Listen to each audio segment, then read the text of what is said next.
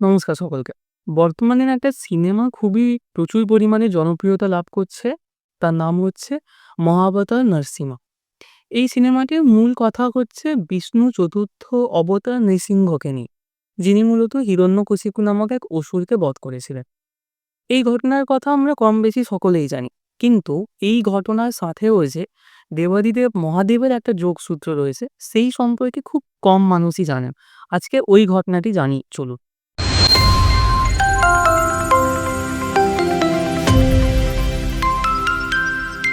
ব্রহ্মার বর পাওয়া হিরণ্যকশিপুকে বধ করার পর নৃসিংহের ক্রোধ এতটাই বেড়ে গেছিল যে তিনি নিজেই নিজেকে শান্ত করতে পারছিলেন না, যা সমগ্র সৃষ্টির কাছে এক ভয়ের কারণ হয়ে দাঁড়িয়েছিল।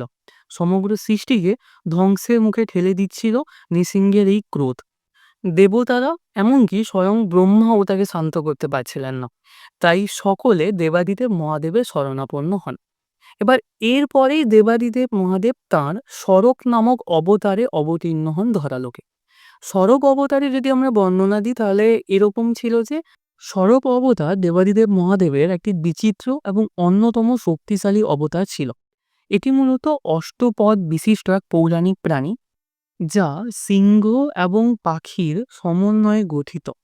এর মুখ সিংহের মতো, ডানাগুলো পাখির মতো এবং ৮টি পা রয়েছে এবং খুবই বিশালাকৃতির একটি অবতার ছিল মূলত এটি।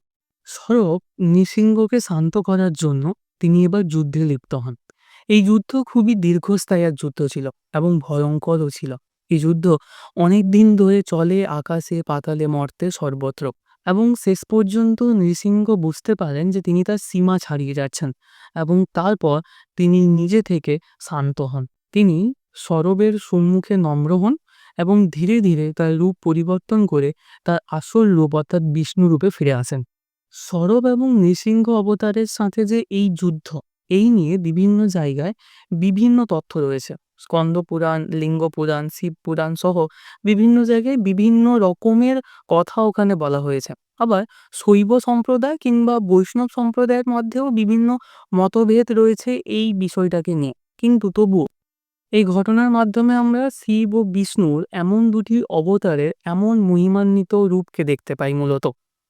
এরকম আরো তথ্য জানতে অবশ্যই পেজটিকে ফলো করে পাশে থাকুন। হর হর মহাদেব। ধন্যবাদ।